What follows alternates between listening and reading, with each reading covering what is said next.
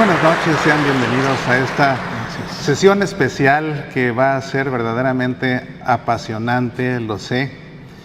Están todos ustedes aquí por varias razones. Una de ellas, por su amor a Dios. Otra, porque quieren saber más acerca de Dios. Están aquí porque Dios los ha llamado a servirlo mientras Él nos sirve a la mesa. Y están aquí porque quieren saber cómo hacerlo bien y cómo hacerlo de una manera que tenga sentido y no solamente haciéndolo por hacer. De ahí que vamos a compartir una serie de reflexiones litúrgicas esta noche, encaminadas a ayudarles a ustedes a comprender dos aspectos fundamentales de la Santa Misa. Uno, cómo aprender a sentir, a percibir la presencia de Dios a lo largo de la misa. Y dos, como ministros litúrgicos, cómo comunicar a los demás la presencia de Cristo en la Eucaristía. Y en la Santa Misa, el sacerdote no puede estar dándonos formación porque la misa no es una clase. La misa es el acto de culto a Dios por excelencia. Entonces vamos a misa a darle culto a Dios, no a aprender. Aprendemos aquí.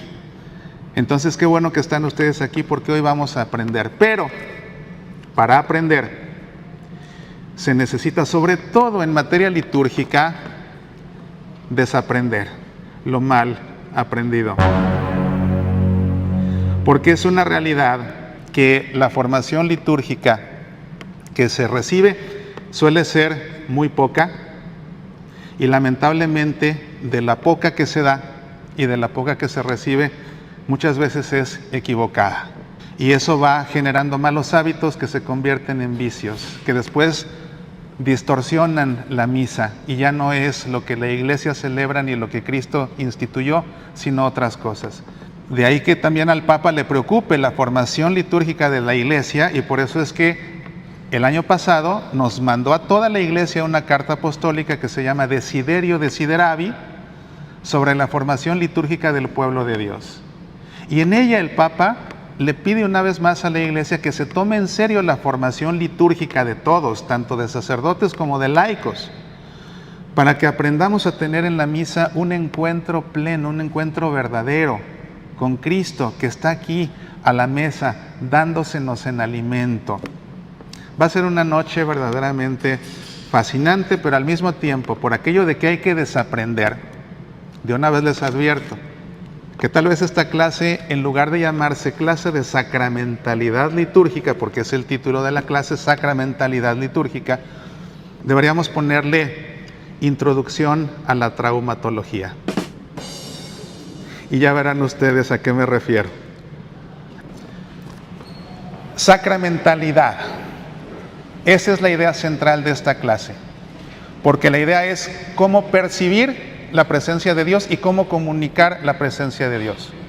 Eso nos fuerza a hablar de sacramentalidad. Tienen ustedes una hoja que van a ir llenando a lo largo de esta clase.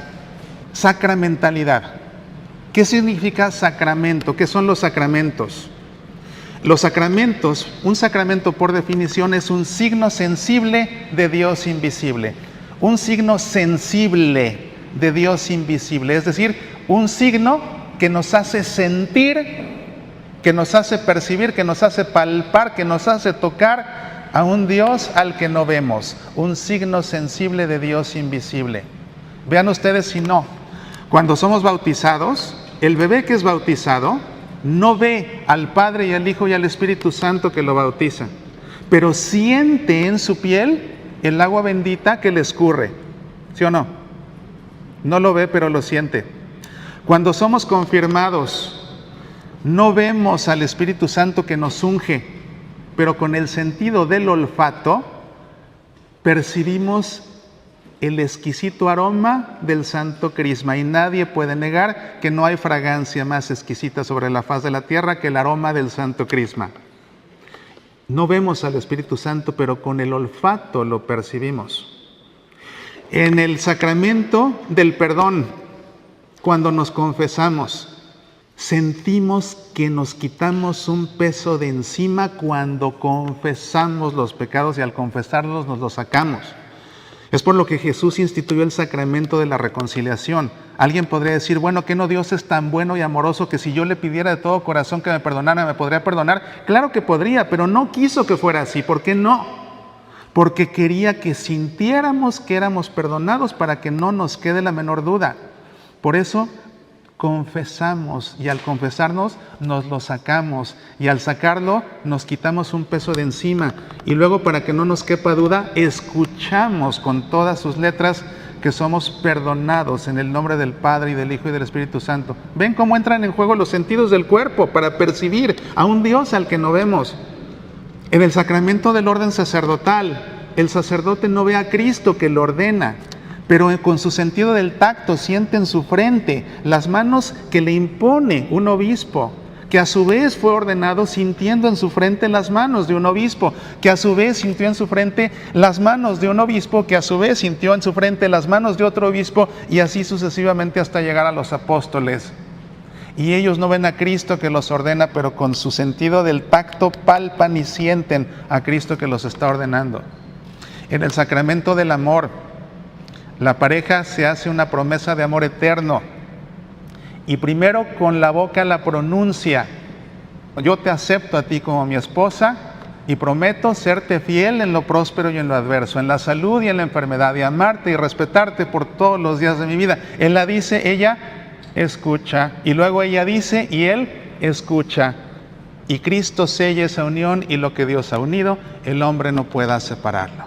Y no se vea ese Dios que unió esa unión a través de una promesa pronunciada y escuchada de forma recíproca. En el sacramento por excelencia, el más augusto de los sacramentos, dice el Código de Derecho Canónico, que es la Eucaristía, no vemos a Cristo con los ojos, pero con el sentido del gusto paladeamos la hostia consagrada, que ya no es pan sino su cuerpo, paladeamos el vino consagrado, que ya no es vino, sino que es su sangre. Y aunque no lo vemos, lo sentimos. ¿Se fijan cómo todos los sentidos entran en juego? Tacto, olfato, oído, gusto. El único que no es la vista. ¿Por qué no? Porque no solamente tenemos sentidos. Dios también nos dotó con voluntad para aceptar lo que no vemos, para aceptar lo que nos trasciende, lo que está más allá de nosotros. Y así, aunque no somos capaces de ver, somos capaces de aceptar que ahí está, y lo aceptamos porque lo sentimos, no porque nos platican que ahí está, sino porque lo sentimos con todos los demás sentidos. Sacramentalidad implica entonces esa capacidad de percibir la presencia de Dios a través de signos, en este caso sacramentalidad litúrgica, a través de los diferentes signos litúrgicos. Y tan importante es sentir que no me van a dejar ustedes mentir. En tiempo de Pascua, cuando en el acto penitencial, en vez de rezar el yo pecador, en tiempo de Pascua, el sacerdote pasa por la iglesia aspergiéndonos con el agua bendita. Díganme ustedes si o no es cierto que si cuando el sacerdote pasa no nos cae al menos una minúscula gotita en la uña del dedo izquierdo, nos sentimos timados, ¿sí o no? ¿Sí o no que si no nos cae, aunque sea una gotita en la punta de la uña del dedo izquierdo, hasta decimos, ah sí, pues hoy no doy limosna, ¿sí o no? Prueba de que necesitamos sentir, y prueba de que sentir hace un efecto de fe, porque nos hace percibir la presencia de Dios. Para entender la misa, tenemos que comenzar por entender el lugar donde celebramos la misa. La misa no se celebra donde sea. La misa se celebra en un espacio sagrado. Se le llama espacio sagrado, introducción a la traumatología, no se llama templo. Templos los mayas, templos los aztecas. El espacio sagrado de los católicos se llama iglesia. Es un error que solamente en español se comete, llamarle a los espacios sagrados templos. El único templo es el templo vivo de Cristo que está formado por las rocas vivas que somos nosotros, su iglesia. Este espacio sagrado se llama iglesia, con I minúscula. La iglesia con I mayúscula es el cuerpo místico de Cristo, es el cuerpo formado por todos los bautizados. Ahora, vamos a entender el espacio sagrado. Al principio, cuando Jesús instituyó la Eucaristía, ¿dónde la instituyó? En un cenáculo que se encontraba ¿dónde? En una casa. Y cuando le dio él a los apóstoles la orden de que hicieran esta celebración en memoria suya, los apóstoles comenzaron a congregarse con los fieles a celebrar la fracción del pan, como Jesús lo hizo. ¿Y lo hacían dónde? En casas. En los Hechos de los Apóstoles lo vemos más que claro. Se congregaban en casas con los apóstoles a celebrar la fracción del pan. Y así lo hicieron por mucho tiempo. Después vino una persecución muy fuerte de los romanos y algunos de ellos se vieron obligados a celebrar la fracción del pan en catacumbas. Pero luego, en el siglo IV, cuando el emperador Constantino permite la práctica del cristianismo en todo el Imperio Romano, comienza a explotar la cantidad de católicos que hay. Y pasan dos cosas: las casas quedan chicas y además, por el apoyo del Imperio Romano, hay edificaciones de los romanos que se emplean para actividades cívicas que le son dadas a la iglesia y la iglesia las comienza a adaptar, y esas son las basílicas. Y de las basílicas surge la estructura de nuestras iglesias, donde todo tiene un significado. ¿En qué momento comienza la Santa Misa? Cuando el sacerdote dice en el nombre del Padre y del Hijo y del Espíritu Santo. No. La Santa Misa comienza con la congregación de la asamblea. Véanlo en el Catecismo de la Iglesia Católica, la sección donde describe la estructura de la liturgia. Lo primero es la congregación de la asamblea. Congregarnos es ya de suyo parte de la celebración de la misa. Y para congregarnos, ¿qué tenemos que hacer? Tenemos que venir. Y después, ¿qué tenemos que hacer? Tenemos que entrar. Voy atrás, si pueden, véanme. Si se tienen que poner de pie para verme, pónganse de pie para verme, porque esto que les voy a explicar es fundamental para entender la misa desde el principio, verdadero principio. Está la puerta principal de la iglesia. Cuando ustedes llegan de visita a una casa, ¿qué es lo primero que se encuentran en una casa usualmente? Hay un patio, ¿sí o no? En una casa hay un patio. En una iglesia hay otro patio que se llama ¿cómo? Atrio. Vean ustedes que la puerta principal de una iglesia simboliza a Cristo Jesús. Y muchas puertas tienen referencias gráficas a Cristo Jesús. Vean, por ejemplo, la puerta de la catedral que tenemos. Hace referencia a toda la Escritura. Bueno, y lo que pasa entonces es que cuando yo atravieso la puerta, estoy aquí afuera, y este espacio de acá afuera es el espacio del mundo secular. Esto es lo profano, este es el mundo. En el momento en que yo atravieso la puerta que es Cristo, salgo de lo profano y entro a lo sagrado. Afuera de la puerta que es Cristo, profano. Adentro de la puerta que es Cristo, sagrado. Acá afuera es el mundo, acá adentro es el cielo, aquí en la tierra. Por eso se llama espacio sagrado. Y para el puro acto de entrar, siendo consciente de que estoy atravesando por Cristo, que es la puerta, porque Él dijo, ustedes son las ovejas y yo soy la puerta del corral. Él lo dijo, de ahí viene ese símbolo. Yo soy la puerta por la que entran y salen mis ovejas. Entonces, al entrar por la puerta en la que entran y salen las ovejas de Cristo, nos estamos congregando. Ya el hecho de entrar es un acto de culto a Dios. Es así como comienza la misa, con la entrada de cada uno. Después de que entramos a una casa, ¿qué es lo que encontramos usualmente? Un vestíbulo. En el vestíbulo colgamos el abrigo, dejamos el sombrero. En una iglesia encontramos un vestíbulo. Nada más que el vestíbulo de la iglesia no se llama vestíbulo, se llama nártex. Nártex. Después del vestíbulo en una casa, cuando ustedes van de visita, ¿a dónde los pasan? Los pasan a un espacio donde hacen ¿qué? Conversan. Y al conversar, intercambian ¿qué? Palabras. Los anfitriones les dicen palabras, ustedes responden palabras. Eso en una casa se hace ¿dónde? En una sala. En una iglesia que viene de la casa donde se celebraba la fracción del pan, en una casa hay un espacio donde ¿qué hacemos? Dialogamos con el anfitrión, que es Cristo Jesús. Este espacio, que equivale a la sala de una casa, se conoce como nave. Nave. Las bancas, de hecho, se añadieron siglos después. Antes la gente estaba de pie. Pero este es aquí el espacio donde dialogamos con el anfitrión, el equivalente a la sala. Y después de conversar con el anfitrión, ¿qué sigue? Sigue la hora de comer. Y para comer, ¿a dónde nos pasan? Al comedor. Nos sentamos alrededor de la mesa. Entonces, llegamos aquí a la mesa del banquete de nuestro anfitrión, que es Cristo Jesús. Aquí está la mesa.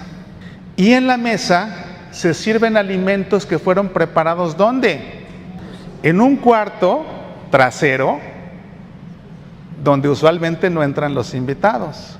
Y es donde se preparan los alimentos, que es la cocina. En la iglesia, que es un símil de la casa donde se celebra la fracción del pan, hay un cuarto donde se preparan los alimentos, que se llama ¿cómo? Sacristía. Entonces, este espacio sagrado sigue siendo la casa donde se celebra el banquete de Cristo Jesús. ¿Se dan cuenta? ¿Ya se habían dado cuenta antes? ¿O esto les resulta novedoso? ¿Y a poco no es fascinante? Ahora, cuando yo pedí lo que necesitaba para dar la clase, pedí que me pusieran un atril, y lo bueno que aquí ya está el atril, porque algo que no haría nunca de los nuncas es usar el ambón. ¿Por qué no? Esperen y verán. Pero otra cosa importante, ven dónde estoy parado, y aquí paso de ladito para poder llegar allá, pero no me subo ni de broma a esta zona. ¿Por qué no? Esta zona es sagrada. Esta zona, que se llama presbiterio, es sagrada.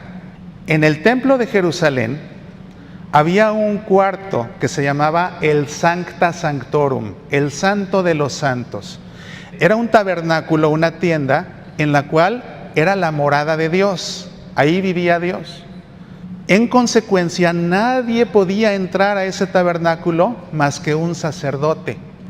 Y ellos pensaban que si alguien veía a Dios, se caía muerto.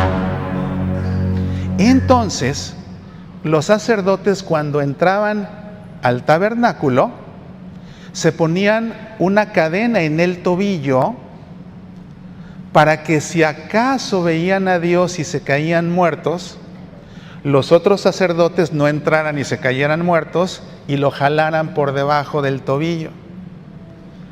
A lo mejor da risa, pero eso habla de lo sagrado que es este espacio.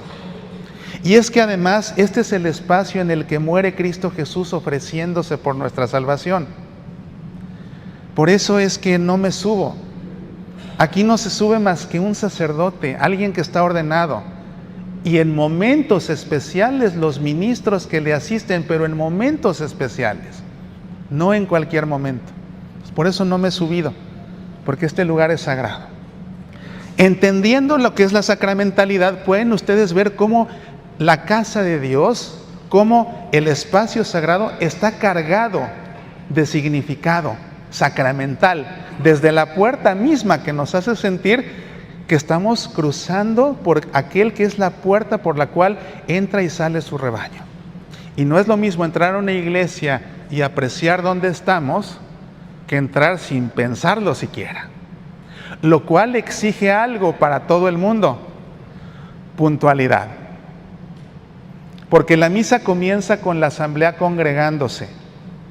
Si yo llego a misa tarde, voy a entrar a las carreras, y por entrar a las carreras no me voy a fijar en nada, ni en la puerta, ni en dónde estoy, ni nada. Lo que voy a llegar es buscar dónde hay un lugar. Eso nos lleva, hablando de ministros, a hablar de un ministerio, Traumatología 001. Los ministerios litúrgicos son, además del sacerdote, por supuesto, y el diácono y el obispo, son los acólitos, que no son los monaguillos, es diferente, los acólitos y los lectores. Esos son los ministros. También otro ministerio es el del cantor, el cantor que hace también las veces de salmista. Otro ministerio es el de los que cantan en el coro. Otro ministerio que de hecho es extraordinario, lo que significa que se usa no de forma ordinaria, es el de los ministros extraordinarios de la Sagrada Comunión. Esos son los ministerios. Pasa algo. Cuando la Iglesia en el Concilio Vaticano II quiso hacer una reforma litúrgica, el propósito de la reforma litúrgica era que pudiéramos celebrar la misa de tal manera que nuestra participación en la misa fuera plena, fuera consciente, fuera activa y en consecuencia fuera fructuosa, que diera fruto. Esto habla de la participación activa en la Santa Misa. Y aquí es donde viene la confusión por falta de formación litúrgica. Participación activa. Eso significa que si es activo, tengo que enrollarme las mangas y ponerme a hacer algo. Porque si me quedo ahí sentado, no estoy haciendo nada. Estoy como espectador. Entonces, para fomentar la participación activa, me pongo a inventar ministerios para tener a la gente ocupada. Y entonces empiezan a inventar ministerios que de hecho no lo son, formalmente no lo son. Está mal que se implementen, no, pero estrictamente hablando no lo son. Uno de ellos es el ministerio de los ujieres. Los ujieres se ocupan de acomodar a la gente que llega tarde. Los ujieres se ocupan de hacer la colecta de la limosna. Los ujieres se ocupan de dar los volantes a la salida, que de hecho ese ya ni siquiera es un acto litúrgico. Entonces, ¿ven? Y se inventa esto que hasta en algunos lados le dicen el ministerio de acogida. No hay tal, como tal no es. Qué bueno que ayuden, pero no existe. Y hay una cosa muy importante relacionada con la puntualidad. El que participa en la Santa Misa tiene que estar en cuerpo y alma participando, porque la participación activa consiste en entender lo que se está celebrando y en vivir lo que se está celebrando. Y se entiende y se celebra desde las bancas, no parados haciendo cosas. Yo una vez de broma en una iglesia dije, a este paso al rato, con tal de tener a la gente participando activamente, se van a inventar el ministerio del valet parking para que el que llega le dejen el coche. Y un señor levantó la mano y dijo, pues en mi iglesia así lo hacemos. Entonces, se ponen a inventar cómo tener a la gente ocupada, cuando realmente la participación activa implica estar vivamente participando en la misa, vivamente viviendo el momento, entendiendo el momento y viviéndolo, y haciendo lo que me toca. De entrada, estar sentado callado, escuchando la palabra de Dios, es estar activo porque estoy activamente atento a lo que me está diciendo. Claro, si estoy distraído, pues entonces no. La clave está en estar verdaderamente atento. ¿Por qué? Porque Dios nos habla, Cristo nos habla en la misa. Ahorita que comencemos con la liturgia de la palabra van a ver la importancia. ¿Qué pasa? Tenemos todos la obligación de participar en una misa completa los domingos. No falta el que pregunta, ¿y si llego a la comunión me vale la misa? ¿Y si llego al Padre Nuestro? Bueno, ¿y si llego a la consagración y se ponen así como Kiko y a la primera lectura. Claro que si llegas a esas horas, claro que la misa te vale queso, por eso llegas a esas horas. Pero tenemos la obligación de participar en la misa completa, porque a Dios se le percibe y le damos culto desde que entramos por la puerta. Entonces, si entiendo que participar activamente no es estar ocupándome de cosas, sino que estar participando activamente implica estar viviendo el momento, y en la liturgia de la palabra, cuando Dios habla, mi participación activa consiste en escuchar. ¿Qué pasa con aquel que durante las lecturas anda buscando donde hay asientos vacíos y acá 2 y 3 y hasta se mandan señales de cuántos lugares hay, todo eso? ¿Están ocupados? Sí. ¿Están litúrgicamente activos? No. ¿Están cumpliendo con el precepto de estar en misa? No. ¿Están ayudando y sirviendo? Sí. Entonces, atención, los que se dedican a ese ministerio, cuidado, qué bueno que lo hagan, pero venir a misa es dejarnos servir por Jesús antes que nosotros ponernos a hacer cosas.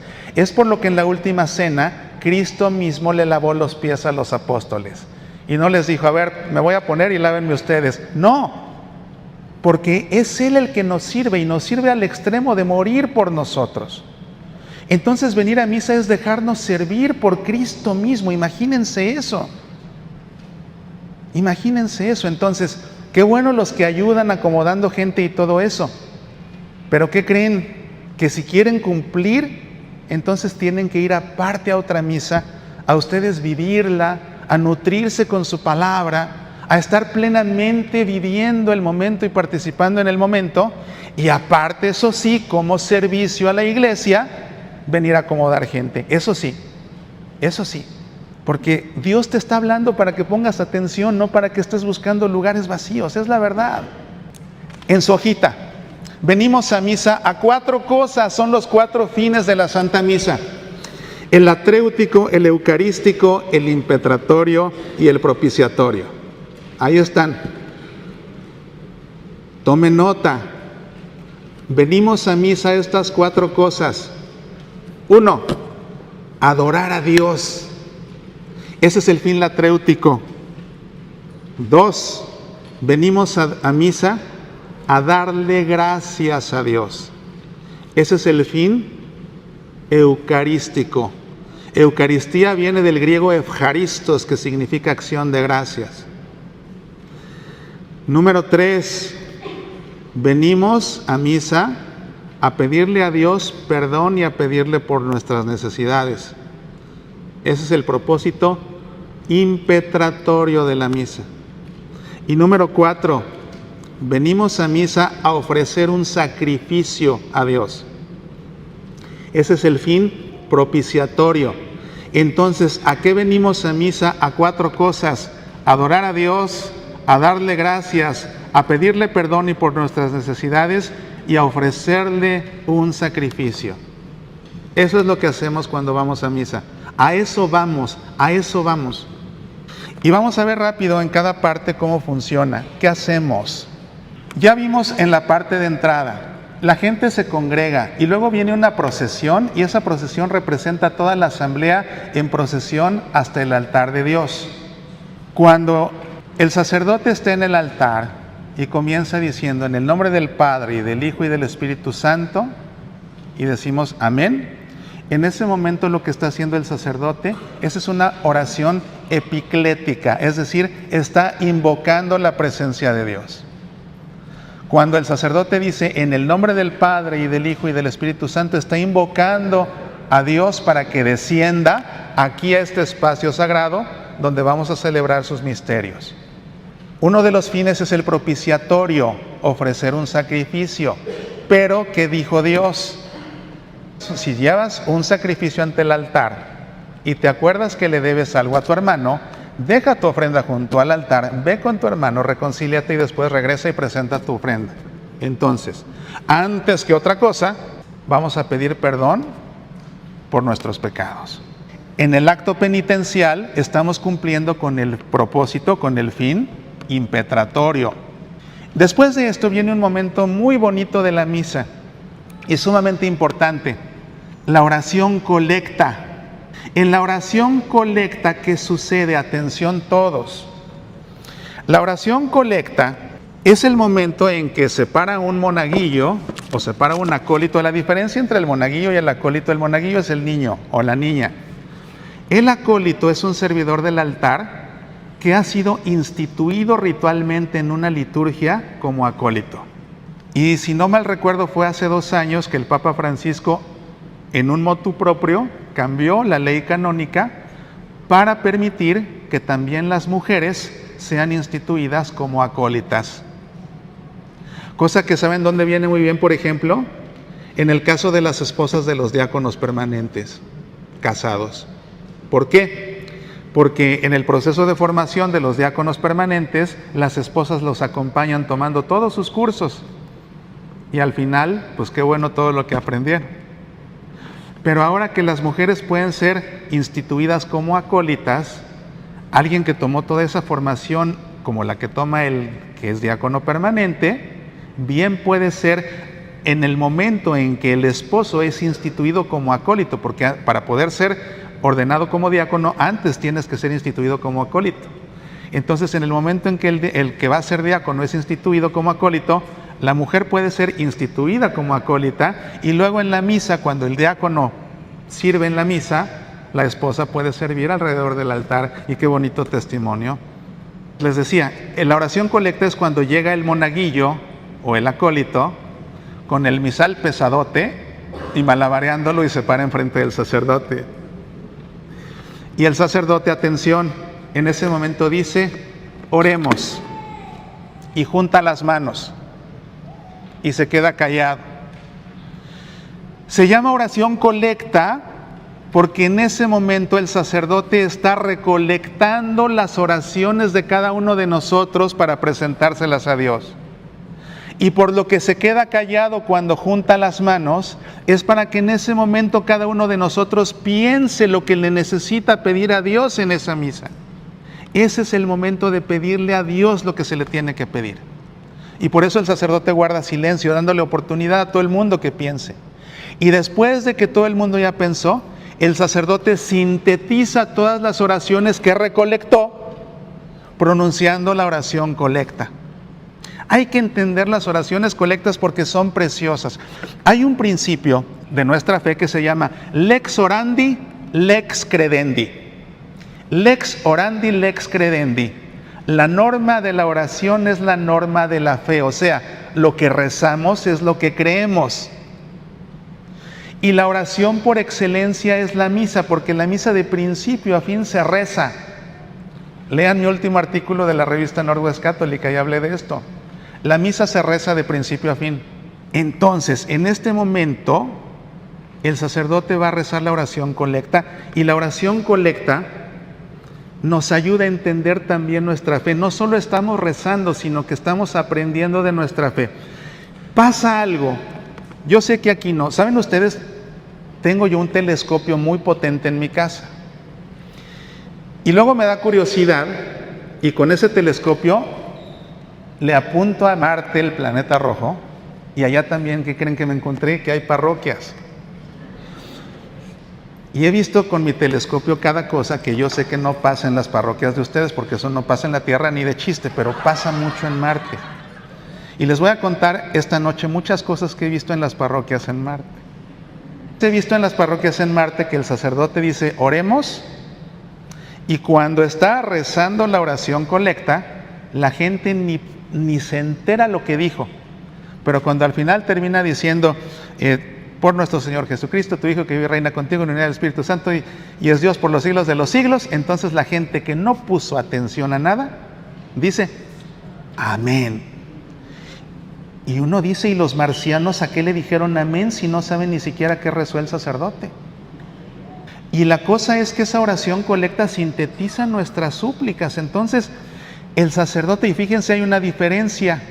Vamos a entender otro concepto, el ars celebrandi.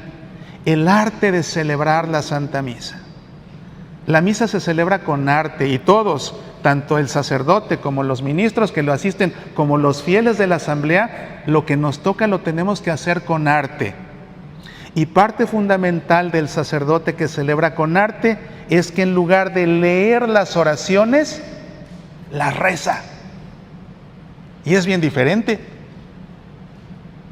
En lugar de leer, las reza. Y nosotros rezamos junto con él poniendo atención. Si se fijan ustedes, de todas estas oraciones colectas que son muy bonitas y algunas datan del siglo VIII y las seguimos usando, otras se compusieron en tiempos más recientes, todas siguen la misma estructura. Voy a rezar la que se va a rezar este domingo 25 del tiempo ordinario. La voy a leer, no la voy a rezar.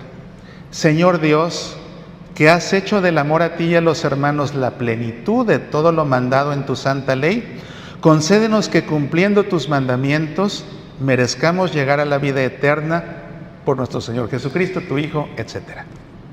Todas las oraciones colectas, o casi todas, siguen la misma estructura.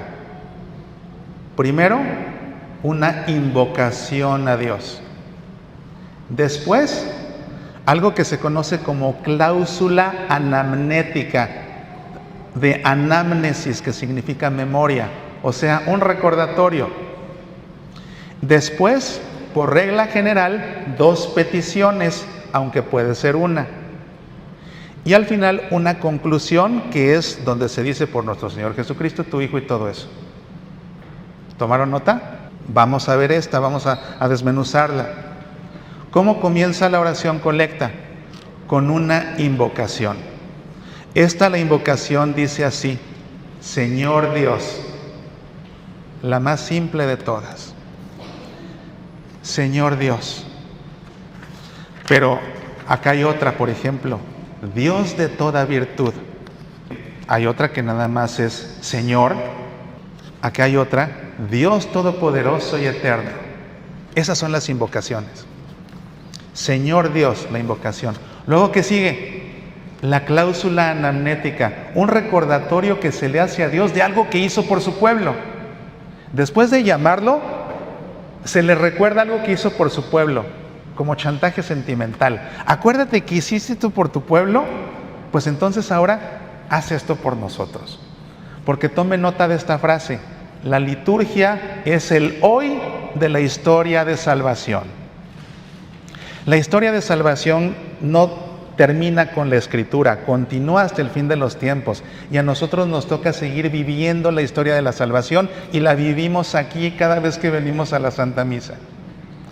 Viene la cláusula anamnética: que has hecho del amor a ti y a los hermanos la plenitud de todo lo mandado en tu santa ley. O sea, le estamos recordando a Dios que lo que mandó en la ley lo llevó a su plenitud a través del mandamiento del amor. Acuérdense que Jesús dijo: no he venido a abolir la ley, sino a darle cumplimiento. ¿Cómo? Con el amor, con el mandamiento del amor. Le estamos recordando eso a Dios. Y ya que se lo recordamos, usualmente son 2 peticiones, o puede ser una. Esta trae una: concédenos que cumpliendo tus mandamientos merezcamos llegar a la vida eterna. Y la conclusión: por nuestro Señor Jesucristo, etc. ¿Ven? Entonces tienen una estructura. Y cuando entendemos la estructura, lo que tienen que hacer es que antes de que empiece la misa, llegan ustedes, cogen el misal y leen todas las oraciones que se llaman formalmente textos eucológicos. Textos eucológicos son la antífona de entrada, la oración colecta, la oración sobre las ofrendas, la antífona de la comunión y la oración después de la comunión. Además de los prefacios y de las plegarias eucarísticas y todo eso. O sea, todo lo que en la misa se reza se llama textos eucológicos. Y si ustedes leen con calma y entienden lo que se va a rezar antes de que se celebre la misa, cuando se celebra la misa ya saben ustedes qué le vamos a estar pidiendo a Dios, y de esa manera van a poder hacer de esas palabras una oración y vivir esos momentos de oración. Comienza la liturgia de la palabra. La liturgia de la palabra es un diálogo con Cristo que nos habla. ¿Y por qué es Cristo el que nos habla? Habla desde un lugar especial. Ese lugar especial es el ambón. ¿Qué simboliza el ambón? Es hermoso el significado del ambón y es por lo que resulta prácticamente intocable. El ambón simboliza el sepulcro vacío de Cristo tras su resurrección. ¿Por qué? ¿Quién dio la primera buena noticia de que Cristo había resucitado? Unos ángeles. ¿Y esos ángeles estaban dónde? En el sepulcro vacío. Entonces el ambón significa el sepulcro vacío. Desde ese sepulcro vacío se proclama la palabra de Dios. Y es la razón por la que las normas litúrgicas indican que el ambón únicamente puede usarse para las lecturas, el evangelio, la homilía, la oración de los fieles y en Pascua el pregón pascual. Y en el ambón de la catedral además se puede el edicto papal con el que ordena a un presbítero como obispo. Fuera de eso, el ambón no se puede usar para nada, ni para los anuncios, ni para las moniciones, ni para cuando alguien va a dirigir el rosario, ni para cuando viene el que va a predicar la misión de Cuaresma. No, es solamente para eso. Y para todo lo demás, aquí está. Para todo lo demás se usa un atril especial. Por eso estoy yo aquí, no allá.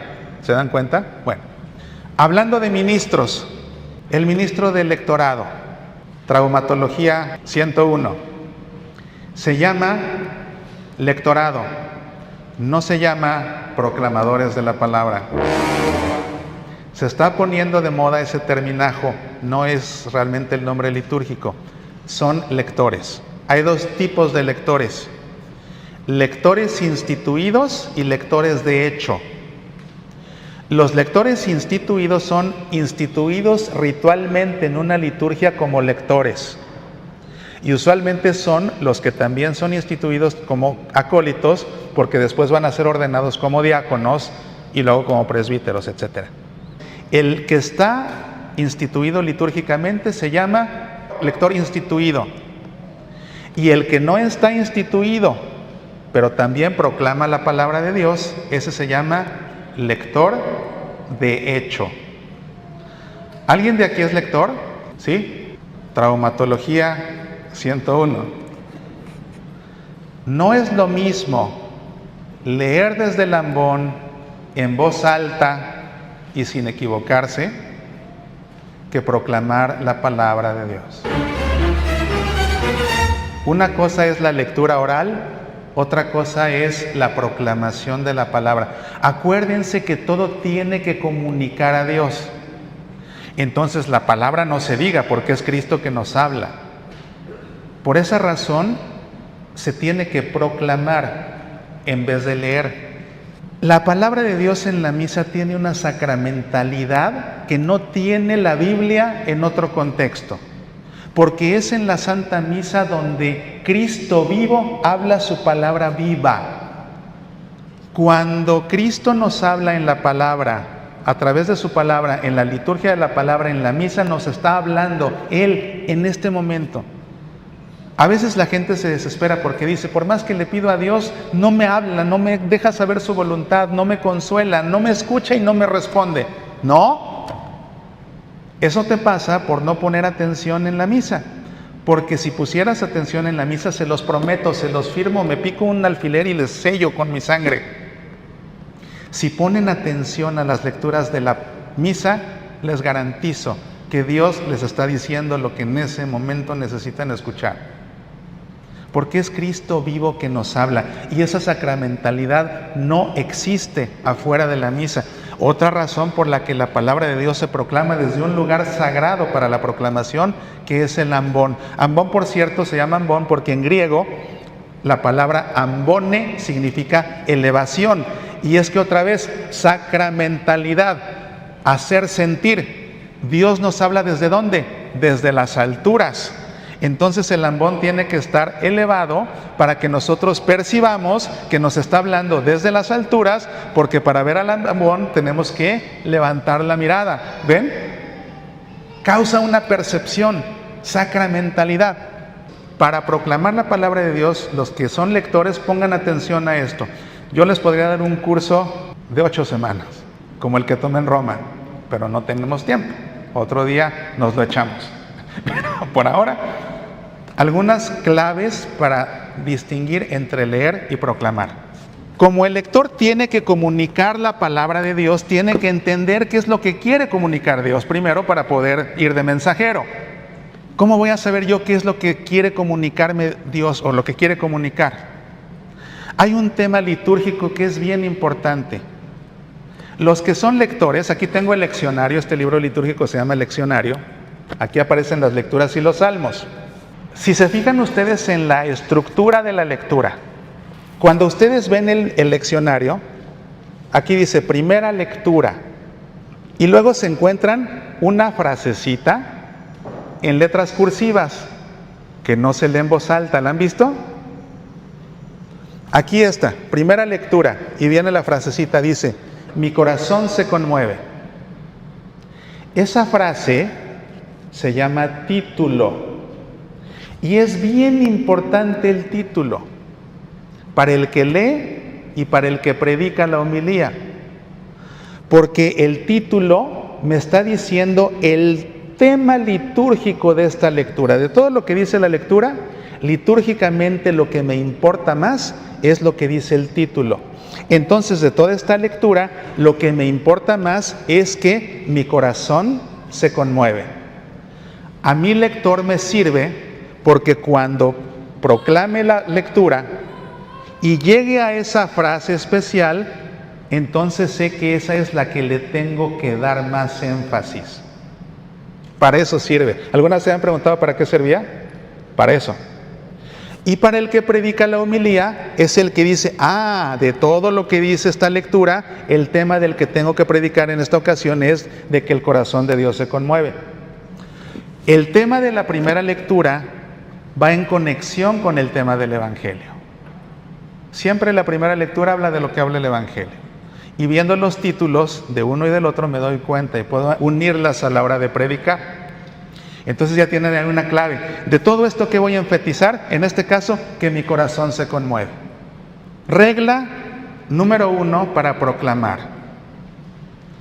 Cuando yo proclamo, por fuerza, tengo que cambiar el tono de mi voz. No es lo mismo leer, yo puedo leer con mi voz, que cuando proclamo la modulo. No puede sonar igual. Por ejemplo, voy a leer. Primera lectura. Lectura del libro del profeta Oseas. Cuando Israel era niño yo lo amé y de Egipto llamé a mi hijo, dice el Señor. Pero mientras más lo llamaba, más se alejaba de mí, ofrecía sacrificios a los dioses falsos y quemaba ofrendas a los ídolos. Yo fui quien enseñó a andar a Efraín, yo quien lo llevaba en los brazos, pero no comprendieron que yo cuidaba de ellos. Mi corazón se conmueve dentro de mí y se inflama toda mi compasión. No cederé al ardor de mi cólera, no volveré a destruir a Efraín, pues yo soy Dios y no hombre. Yo soy el santo que vive en ti y no enemigo a la puerta. Palabra de Dios. Por cierto, esta aclamación únicamente se hace en la misa. Cuando estén ustedes en una clase de Biblia o en una clase de religión o de catecismo y lean una cita de la Escritura, la leen y se acabó. En ese contexto no se dice palabra de Dios. ¿Por qué no? Porque le falta esa sacramentalidad que aquí sí tiene. Cuando aquí estamos diciendo al final palabra de Dios, significa que en efecto es Dios vivo que nos está hablando en este momento. Y por eso alabamos. Aquí hay un evangelio. Les voy a poner un ejemplo del Evangelio. Lectura del Santo Evangelio según San Mateo. En aquel tiempo envió Jesús a los 12 con estas instrucciones. Atención, si ustedes buscan este pasaje en el Evangelio, en ningún lado va a decir en aquel tiempo, pero en el leccionario sí. Esa introducción que dice aquí en aquel tiempo, o puede decir en aquellos días, se llama incipit. Incipit. Y el propósito del incipit es darle como cierto contexto para que no empiece de golpe así abruptamente. Como no estamos leyéndolo en continuidad con lo que decía antes el Evangelio o cualquier lectura, se usa el incipit para que no empiece de golpe y tenga cierto contexto lógico. Por eso, en aquel tiempo, y se llama incipit. Volviendo a mi lectura que tengo aquí. Cuando yo estaba leyendo, que no proclamando, estaba parado así. ¿Me vieron? Descansando sobre mi pierna izquierda. ¿Sí? Y estaba leyendo en voz alta. ¿Entendieron lo que leí? Claro que entendieron lo que leí. ¿Leí con claridad? Sí. ¿Leí en voz alta? Sí. Y estaba parado así. Estaba leyendo. Pero cuando voy a proclamar algo que es tan sagrado, que es la palabra de Dios, que además, fíjense, esto se lo dijo al profeta Oseas, o sea, como que 5 siglos antes de que naciera Jesús. Y la palabra que le dijo a Oseas sigue resonando hasta nuestros días. Y yo voy a venir a proclamar algo que ha resonado por siglos y siglos. Y yo voy a venir a... O sea, la responsabilidad que tengo es tremenda. Porque de mi boca va a salir una palabra que es sagrada. O sea, es para que me ponga nervioso cuando lo voy a hacer, porque lo que tengo a cuestas es la palabra de Dios. No es cualquier cosa. No es el anuncio de la kermés, es la palabra de Dios. O sea, si no se te enchina la piel cuando te subes al ambón, es porque no estás sintiendo lo que tienes en manos. Regla número 1, la palabra de Dios, porque es sagrada, se proclama con elegancia. A la hora de proclamar no me voy a parar como estaba leyendo. A la hora de proclamar me voy a parar recto, con elegancia, porque es la palabra de Dios. Yo les decía, para proclamar se cambia la voz.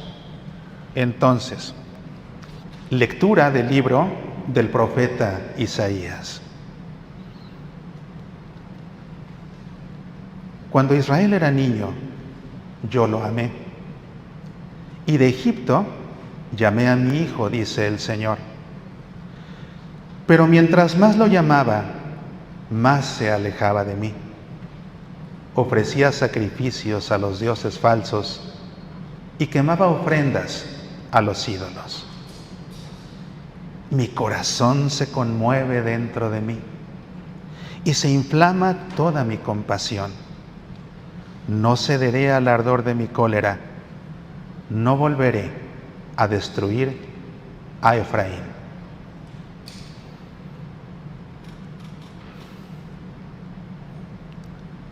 Palabra de Dios, te alabamos, Señor. Eso fue proclamar que no leer. ¿Cuál de los dos les pareció más sagrado? El segundo. Técnicas del arte de celebrar para el lector. Anuncian la lectura. Atención. Siempre se dice lectura de, no se dice nada más el libro. Hay un libro litúrgico que norma todas las lecturas y cómo leer. Y en él, en los prenotandos, que es como que la introducción, las notas preliminares, ahí se dice que siempre se tiene que decir lectura de.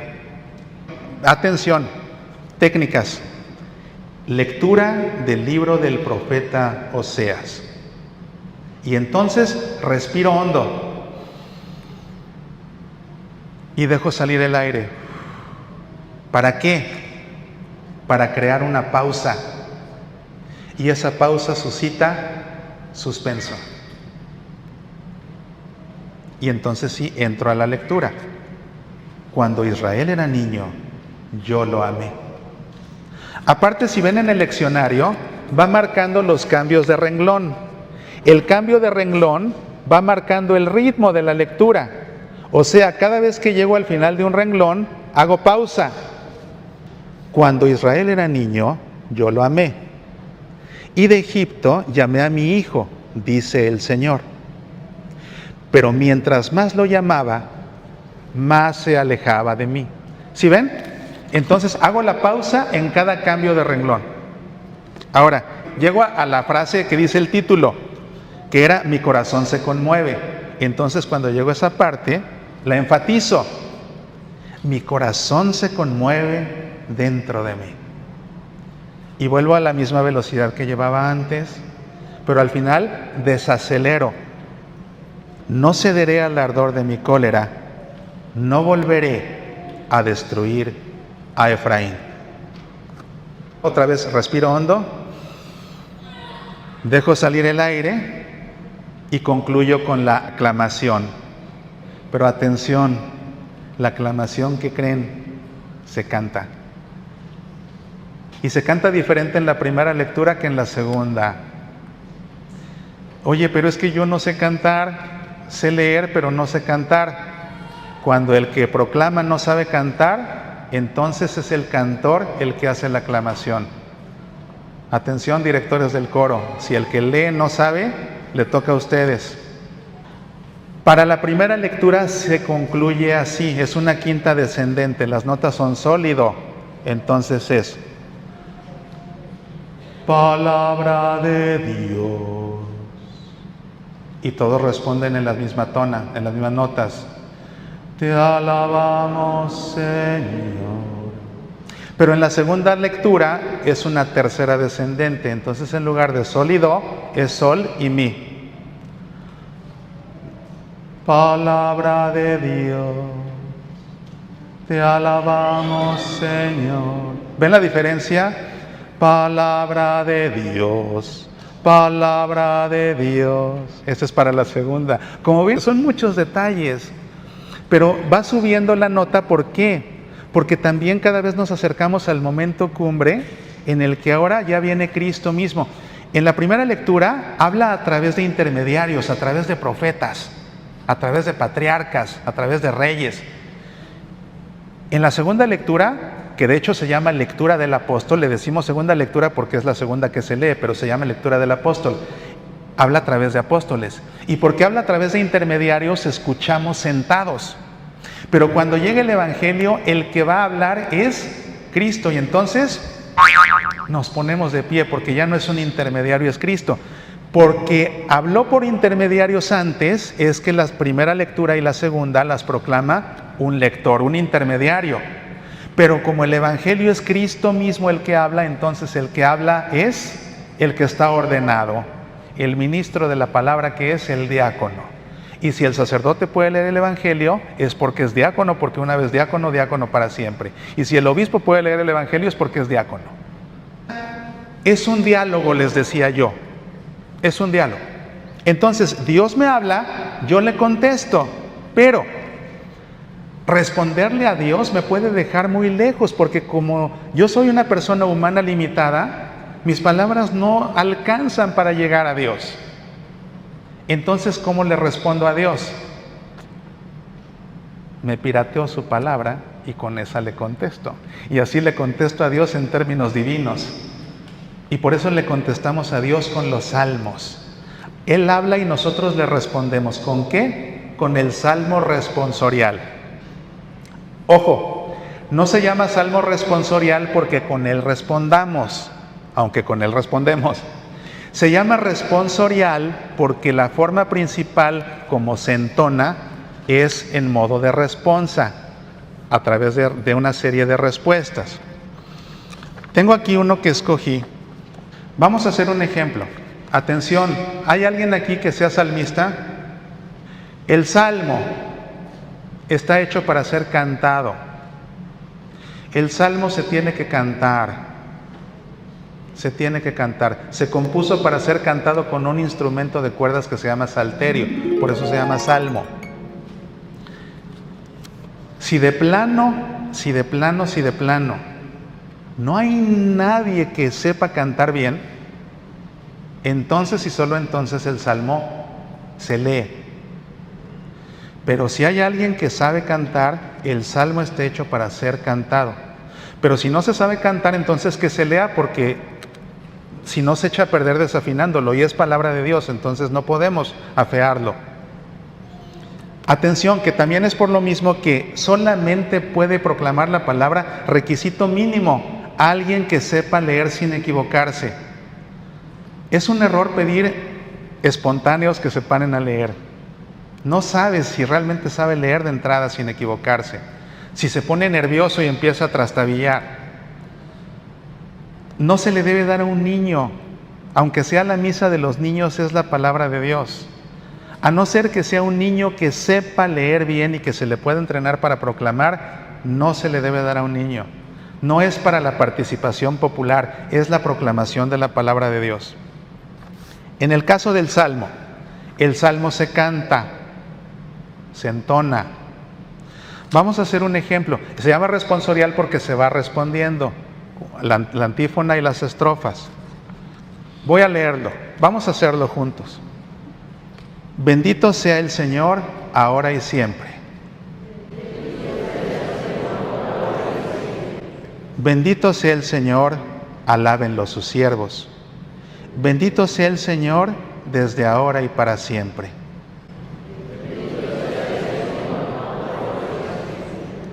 Desde que sale el sol hasta su ocaso, alabado sea el nombre del Señor.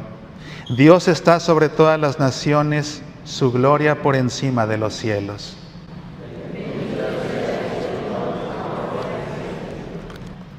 ¿Sonó bonito? Sí, ¿no? ¿Lo hicimos con reverencia? Sí, también, ¿no? Pero piensa en tu canción favorita. ¿Cómo suena más bonita? ¿Cantada o recitada? El arte de celebrar. Lo que hicimos sonó bien, fue reverente, ¿no? Definitivamente que sí. Ahora vamos a hacerlo entonado. Bendito sea el Señor, ahora y siempre.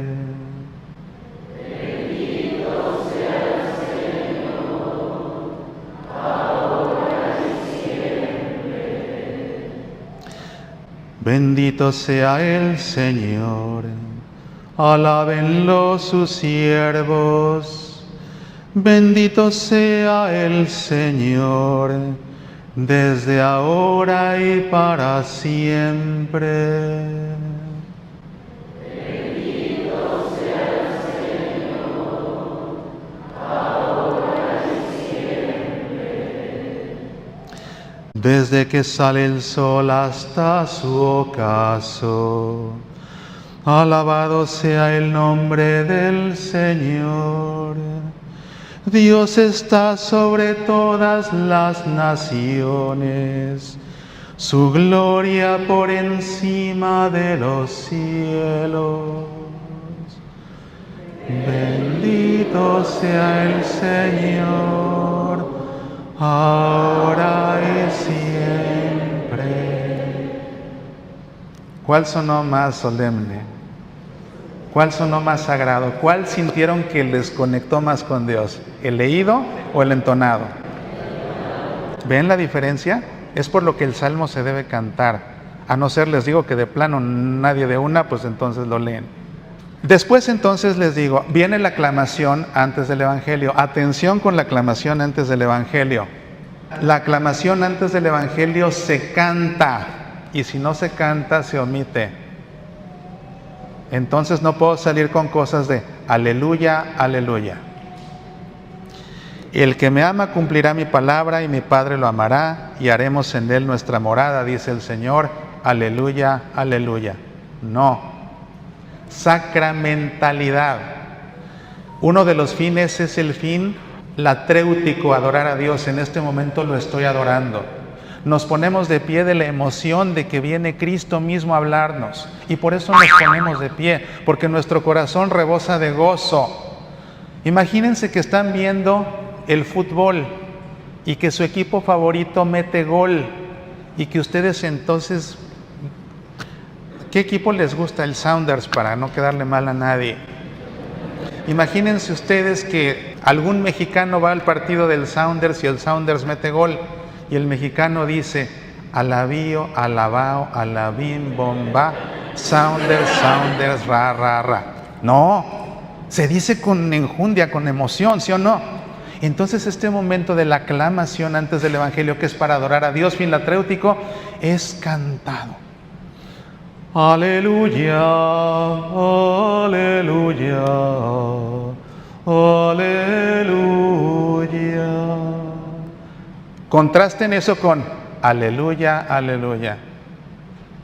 Piensen en el gol del Sounders la próxima vez que vayan a misa y se acuerdan de mí. Atención, los que hacen el salmo y los que hacen la aclamación antes del Evangelio y los que hacen después la oración de los fieles. Todo en la misa tiene un porqué, incluyendo nuestros movimientos y gestos. Un problema con la formación litúrgica es que mucho de lo que se aprende se hace bajo el esquema de lo que hace la mano, hace la atrás. ¿Quién les enseñó a ustedes en qué momento nos ponemos de pie, en qué momento nos sentamos y en qué momento nos ponemos de rodillas? Los de la banca de adelante, ¿sí o no? Yo también así lo aprendí, viendo lo que hacían los demás. Todos se hincan, me hinco. Todos se paran, me paro. El problema es que por hacer lo que hace la mano, hace la atrás, si le copiamos al que no lo hace bien, entonces, atención, yo sé que aquí no pasa, pero sí pasa en Marte. Si se llama responsorial el salmo es porque va habiendo una respuesta. Entonces, imagínense ustedes, si es una respuesta, lo que veo en Marte que sucede, por ejemplo, es que dice: ¿cómo le pagaré al Señor todo el bien que me ha hecho? Levantaré el cáliz de salvación e invocaré el nombre del Señor.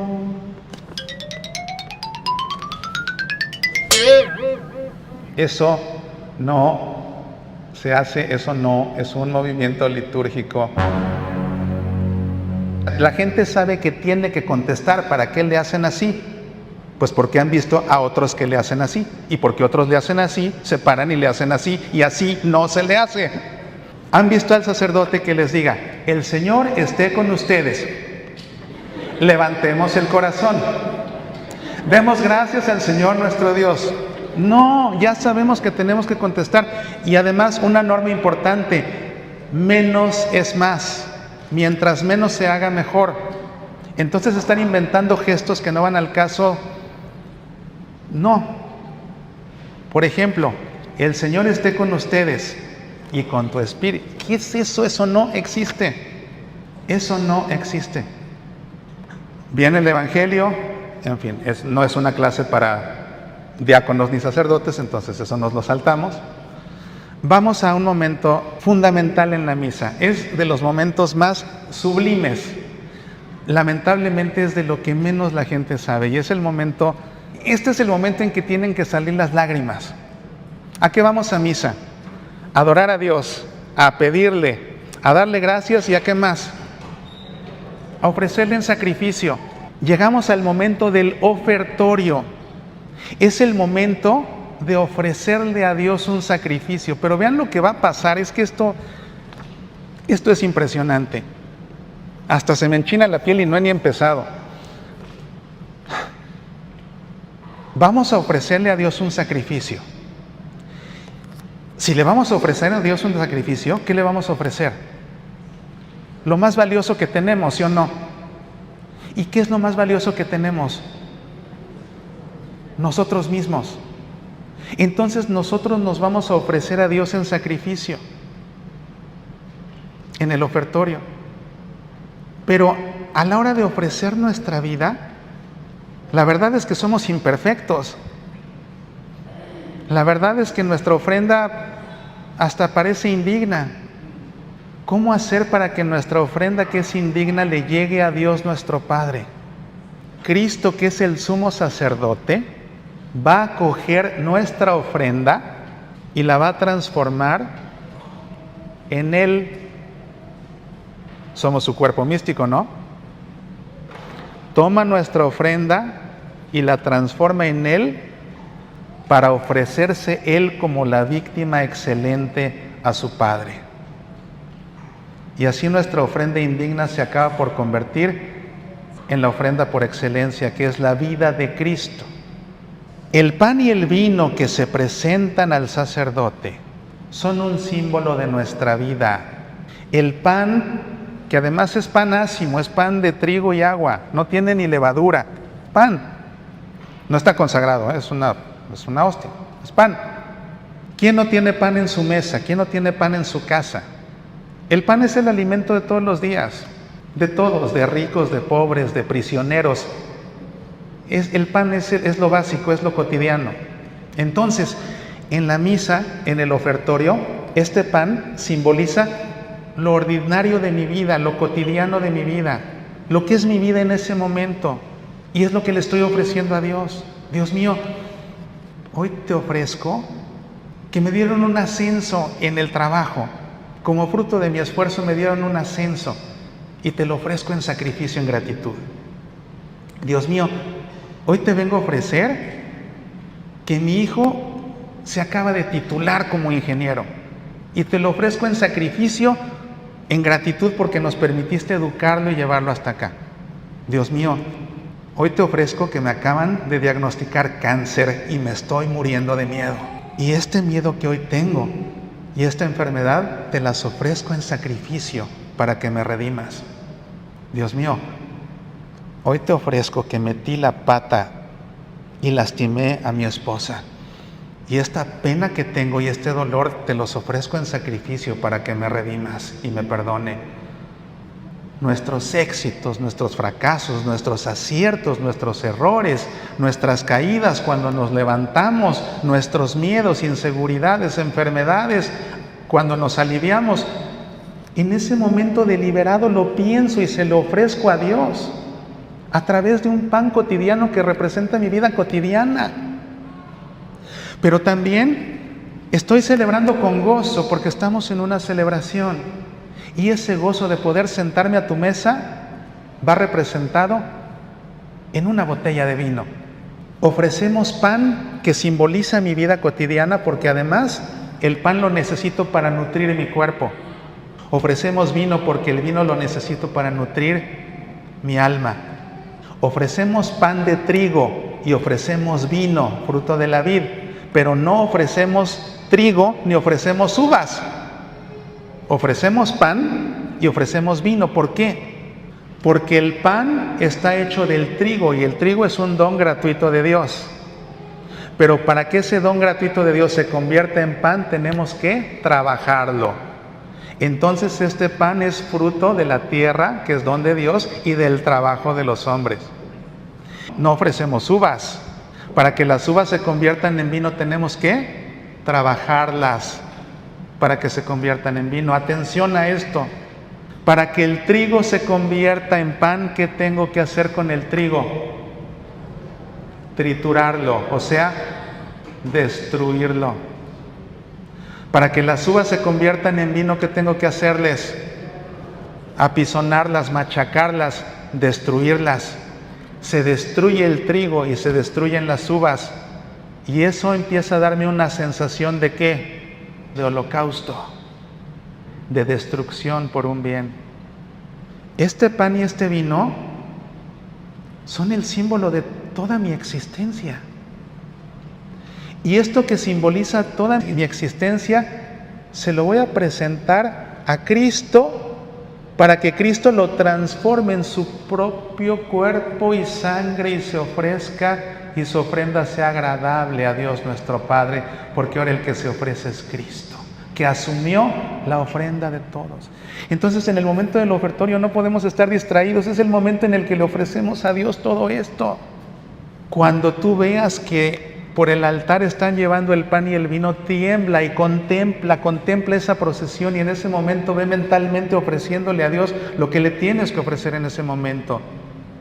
Y si a ti te piden que tú presentes el pan y el vino, tiembla, porque lo que llevas en tus manos es la vida de todos los que están ahí. Y para que quede claro cómo funciona esto, les voy a recitar un poema muy bonito.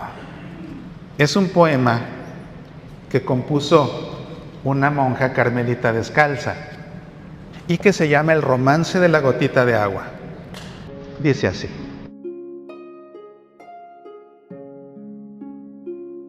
Pues he aquí que una vez, una gotita de agua en lo profundo del mar vivía con sus hermanas.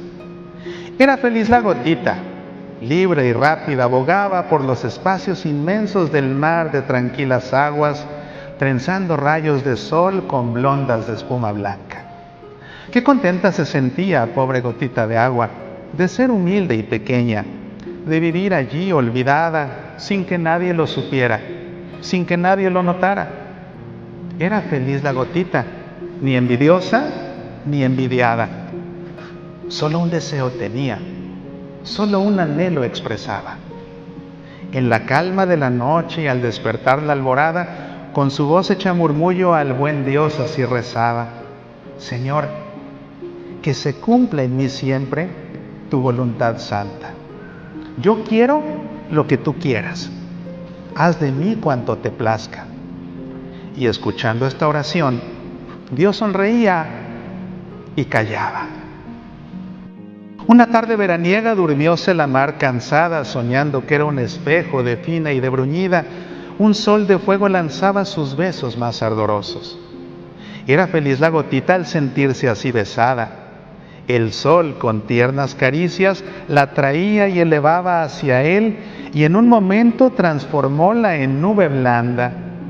Se reía la gotita al ver cuán alto volaba, y dichoso repetía su oración acostumbrada: Cúmplase, Señor, en mí siempre tu voluntad santa.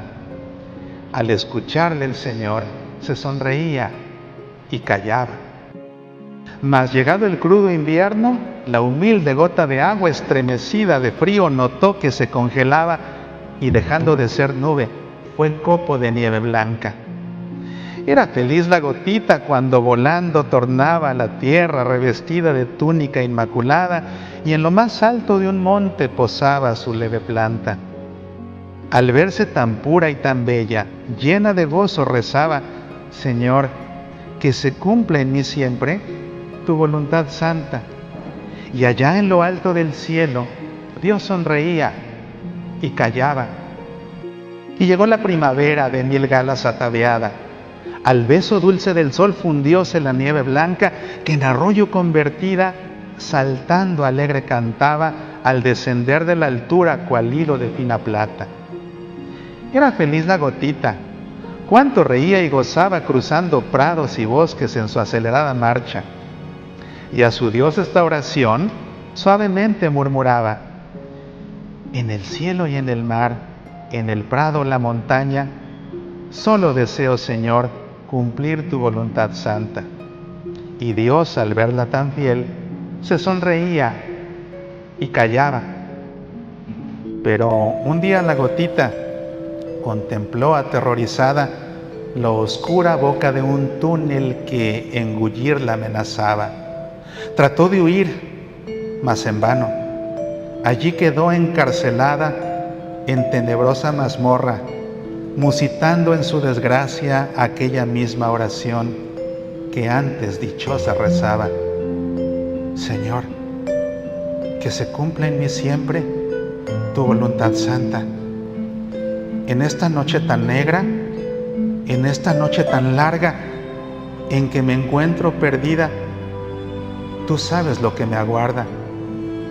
Yo quiero lo que tú quieras, haz de mí cuanto te plazca. Mirándola complacido, Dios sonreía y callaba. Pasaron días y noches, y pasaron las semanas, pasaron lentos los meses, y la gota aprisionada en aquel túnel tan triste iba avanzando en su marcha. Y fue feliz la gotita, porque cuando a Dios oraba, sentía una paz muy honda, y de sí misma olvidada vivía para cumplir de Dios la voluntad santa. Mas he aquí que de pronto quedó como deslumbrada.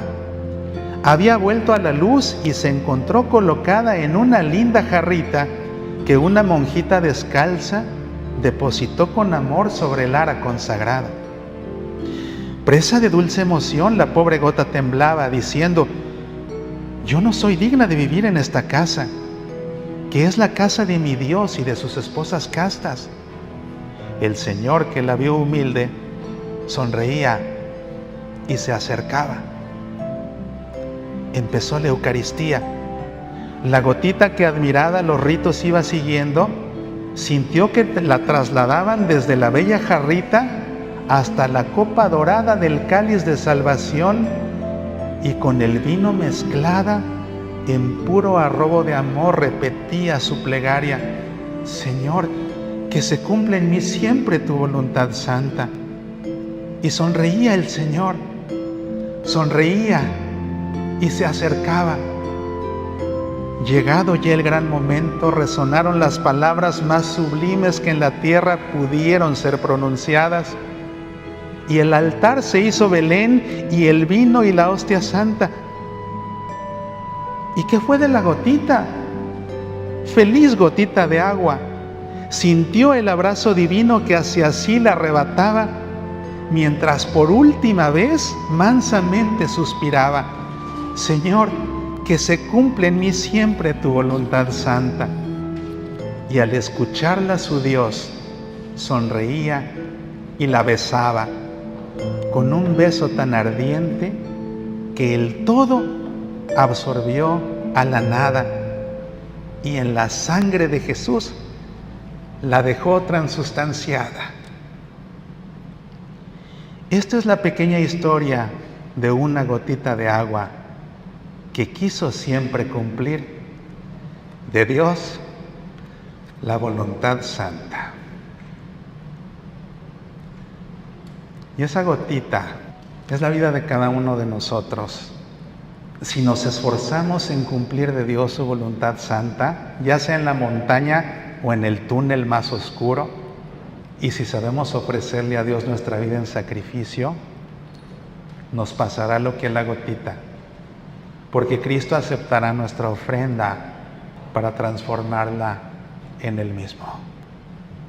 Y desde aquí alcanzo a ver que en los ojos de muchos de ustedes está rodando una gotita, y está bien. Ofrézcansela a Dios. Ofrézcansela a Dios. Dios mío, te ofrezco esta gotita que me salió en la clase del viernes. Si les gustó el romance de la gotita de agua, está en este libro que se llama Oraciones para una gotita de agua, y también en este otro que se llama Mantén viva tu esperanza. Pasado este momento en el que le ofrecemos a Dios y con eso cumplimos el propósito propiciatorio, continúa la plegaria eucarística. No vamos a entrar en todos los detalles, pero hay una parte que sí quiero que pongan, dos partes que pongan atención. Uno, el momento del prefacio, antes de que se rece la plegaria eucarística. Voy a tomar otro libro litúrgico, que es el misal, donde están los textos eucológicos, ¿se acuerdan? Atención a esto, por favor. Algo hermoso de la misa es que se funde lo humano con lo divino. Tiene la misa un aspecto teándrico, teos Dios, andros hombre. Lo humano con lo divino aquí se funden. Y este es un momento sumamente espiritual, el momento del prefacio. Este es el momento en el que la iglesia se eleva al cielo para alabar a Dios. Entonces este es un momento latréutico. El momento del prefacio es un momento latréutico, antes de la plegaria eucarística, que es un momento eucarístico. Y vean ustedes qué hermoso es esto. El Señor esté con ustedes. Y entonces el sacerdote dice: levantemos el corazón. Y con la reforma litúrgica se hizo algo maravilloso. Cuando el sacerdote dice levantemos el corazón, eleva los brazos. Y con la reforma litúrgica, ahora el sacerdote se queda con los brazos elevados a lo largo de todo el prefacio. ¿Por qué? Porque en este momento estamos alzándonos en vuelo para llegar allá arriba. Por eso es levantemos el corazón. ¿Y qué decimos nosotros? Lo tenemos levantado hacia el Señor. O sea, en ese momento estamos elevándonos hasta el cielo, para allí en el cielo, junto con los coros de los ángeles, alabar a Dios. Y lo vamos a alabar por una razón especial que es diferente en cada misa. Y esa razón es lo que dice el prefacio. Lamentablemente yo con mi telescopio he visto que allá en Marte el sacerdote está rezando el prefacio y la gente ni en cuenta de lo que está pasando. Y este es un momento sublime porque es cuando estamos con los ángeles. Vamos a leer este prefacio, por ejemplo, que es el octavo para los domingos del tiempo ordinario. Levantemos el corazón. Demos gracias al Señor nuestro Dios. Y viene ¿por qué? ¿Por qué alabamos a Dios en este momento? Es justo y necesario darle gracias. ¿Por qué? Por esto que viene aquí. En verdad es justo y necesario. Es nuestro deber y salvación darte gracias siempre y en todo lugar, Señor Padre Santo, Dios Todopoderoso y Eterno. Y aquí es donde viene la razón. Pues quisiste reunir de nuevo por la sangre de tu Hijo y la acción del Espíritu Santo a los hijos dispersos por el pecado, para que tu pueblo congregado a imagen de la unidad trinitaria fuera reconocido como iglesia, cuerpo de Cristo y templo del Espíritu para alabanza de tu sabiduría infinita. Por eso, unidos a los coros angélicos, a los coros de los ángeles, te aclamamos llenos de alegría diciendo: Santo, Santo, Santo. ¿Por qué? Porque eso es lo que cantan los ángeles. ¿Cómo sabemos? Porque lo dice el libro del Apocalipsis. Entonces volamos con el sacerdote para cantar con los ángeles y entonces cantamos como los ángeles: Santo, Santo, Santo, pero por esa razón del prefacio. Es por lo que es importante. Otra vez, la misa se reza y para rezarla tengo que poner atención a todo eso para hacerlo mío, ¿sí? El siguiente momento que quiero que pongan atención es el momento del epíclesis. El momento del epíclesis es cuando el sacerdote invoca al Espíritu Santo para transformar los dones en el cuerpo y sangre de Cristo, pero pongan atención. Pueden identificar la epíclesis porque es el momento en el que el sacerdote impone las manos sobre los dones.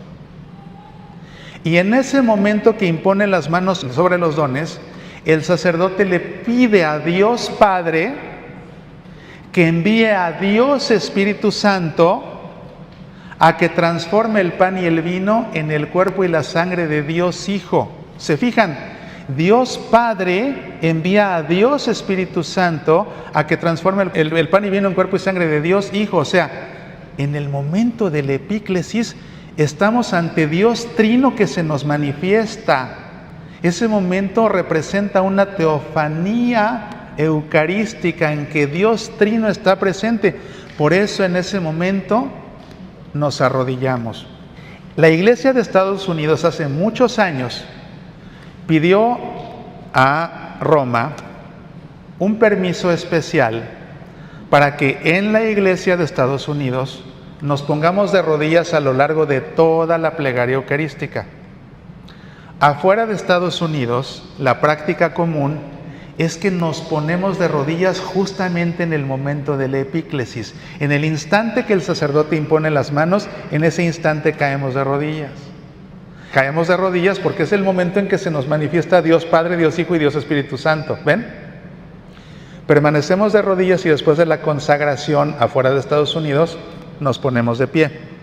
En Estados Unidos nos quedamos de rodillas hasta el final. En el momento de la consagración, cuando el sacerdote repite las palabras con las que Jesús instituyó la Eucaristía, pasa algo. El pan deja de ser pan y se convierte en cuerpo de Cristo. El vino deja de ser vino y se convierte en sangre de Cristo. Pero, ojo, mucho ojo, ¿en qué se convierte el pan? ¿En qué se convierte el pan? ¿En qué se convierte el vino? ¿Así nada más? No. Se convierte en cuerpo de Cristo con un propósito y se convierte en sangre de Cristo con un propósito. Se convierte en cuerpo de Cristo que será: este es mi cuerpo, tomen y coman todos de él, porque este es mi cuerpo que será entregado por ustedes. O sea, es un cuerpo que se va a ofrecer en sacrificio y va a morir por ustedes. Tomen y beban todos de él, porque este es el cáliz de mi sangre, pero es una sangre que será derramada por ustedes. O sea, cuerpo y sangre que se van a ofrecer en sacrificio, que van a morir por nosotros. Y eso no se debe perder de vista nunca, porque la misa lo que celebra es el sacrificio eucarístico. Estamos celebrando a Cristo que ofrece su vida por nuestra salvación. Es la razón por la que estar en misa en este momento es estar en el Calvario ante Cristo que está muriendo. ¿Eso significa que cada vez que celebramos la misa se vuelve a crucificar a Cristo? No. Su crucifixión única nos alcanza a todos. Es como que la sombra de la cruz de Cristo en el Calvario, con el paso de los siglos, se fuera extendiendo esa sombra y fuera cubriendo a todos por todos los tiempos hasta que llega a nosotros y nos cubre ahora a nosotros. Pero es la sombra de esa cruz en la que murió Cristo. Y cuando no entendemos que estar en misa es estar en el Calvario donde Cristo está ofreciendo su vida, si eso no me queda claro, como luego veo que pasa en Marte, entonces la misa la acaban convirtiendo en circo, maroma y teatro. A veces es la pregunta, oye, ¿puedo hacer esto en la misa? Pues si lo harías, si te atreverías a hacerlo con Cristo muriendo en la cruz en el Calvario, hazlo. Si no, no. Tiene sentido porque es lo que está pasando, es un sacrificio eucarístico, es cuerpo que se entrega, sangre que se derrama, no solo cuerpo y sangre. No solo cuerpo y sangre, es cuerpo que se entrega y sangre que se derrama, o sea, Cristo que se ofrece y muere por nosotros. Imagínense esta escena, yo lo he visto en Marte, yo sé que acá no pasa, pero en Marte sí, yo he visto. Que Cristo está muriendo en una cruz y la gente en el Calvario está así. ¿Tiene sentido? No, porque es Cristo que está muriendo en la cruz. Entonces, lo que se puede hacer, lo que se podría hacer en el Calvario, es lo que se puede hacer en la misa. Lo que resulta inapropiado, inadecuado, impensable ante la cruz de Cristo, resulta inadecuado, inapropiado, impensable en la Santa Misa. Así es. Yo les decía, hay que desaprender lo mal aprendido y aprender lo que realmente es. Si no me doy cuenta que Cristo está muriendo en la cruz, acabo haciendo circo, maroma y teatro. Continuamos. Llegamos al momento importante, que es los ritos de comunión. Estar en comunión significa no solamente estar en comunión con Cristo Jesús, estar en comunión significa estar en comunión con toda la iglesia. ¿Por qué? Porque la iglesia es el cuerpo místico de Cristo. No puedo yo decir estoy en comunión con Cristo, pero estoy peleado con la iglesia. No puedo yo decir por eso, estoy en comunión con Cristo, pero estoy peleado con el Papa. Si estás peleado con el Papa, no estás en comunión con la iglesia. Si no estás en comunión con la iglesia, no estás en comunión con Cristo. Así te llames el obispo, quien sea. Es la verdad. Estar peleado con el Papa y decir peor todavía que el Papa no es Papa, eso se llama cisma. Es dejar de ser católico. Entonces, se está en comunión con la iglesia porque es el cuerpo de Cristo. Y lo expresamos, sacramentalidad. Lo tenemos que sentir. Y fíjense cómo antes de que llegue el momento de comulgar a Cristo en la Eucaristía, comulgamos entre nosotros en los ritos de comunión. Y en estos ritos de comunión encontramos la oración del Padre Nuestro, que ya expresa comunión. ¿Por qué? Porque no decimos Padre mío que estás en el cielo, decimos Padre Nuestro. Estamos ya expresando comunión. Esa comunión es un concepto teológicamente se conoce como kenonia. Se escribe koinonia en griego, pero se pronuncia kenonia. Y esa kenonia o koinonia es la comunión entre la iglesia, que se suscita aquí en la misa. Y se expresa esa kenonia a través del Padre Nuestro, porque le rezamos al Padre Nuestro. Me lo preguntan siempre, la postura de las manos, hablando de gestos. ¿Cuál es la postura de las manos en el Padre Nuestro? El misal dice que para los sacerdotes es con los brazos extendidos y ahora les explico por qué. Los diáconos deben juntar las manos y cuando se juntan las manos no se juntan así, se juntan así y se cruzan los dedos, el pulgar derecho sobre el izquierdo. Pero esa es la postura para los diáconos. Para la asamblea no hay una postura prescrita. ¿Eso significa que si no hay una postura prescrita, puedo extender los brazos como el sacerdote? No. ¿Por qué no? Porque tiene un significado bien fuerte. El sacerdote que celebra está representando a Cristo, lo que se conoce litúrgicamente como in persona Christi capitis. O sea, Cristo celebra a través del sacerdote.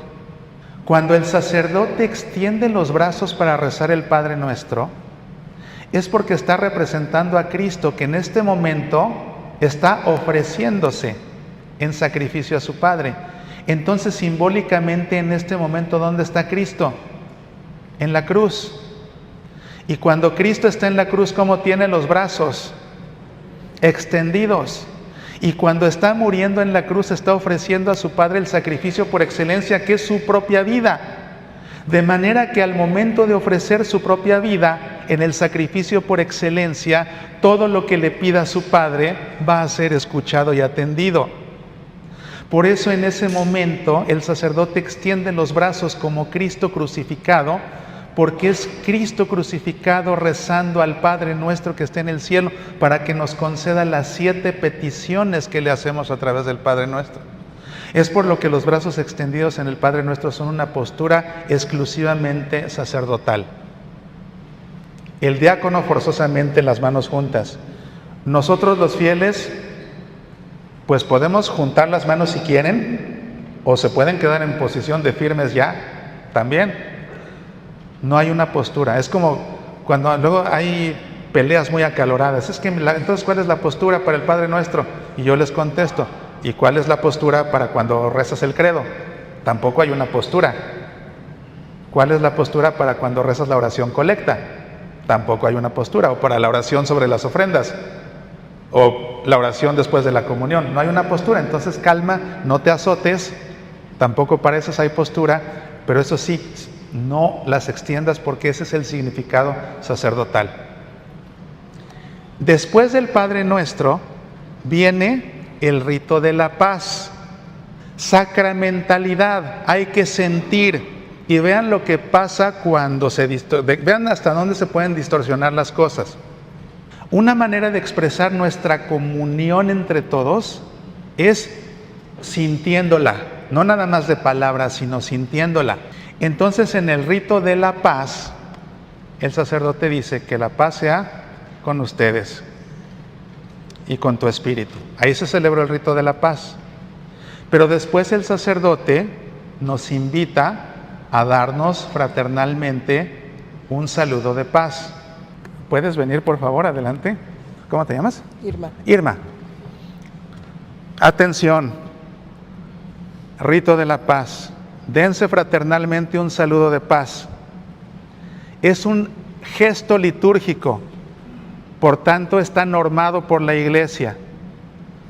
Para Estados Unidos y para todos los países de América Latina y casi para todo el mundo, el gesto permitido por Roma, y solamente el gesto permitido por Roma, es este: que la paz sea contigo.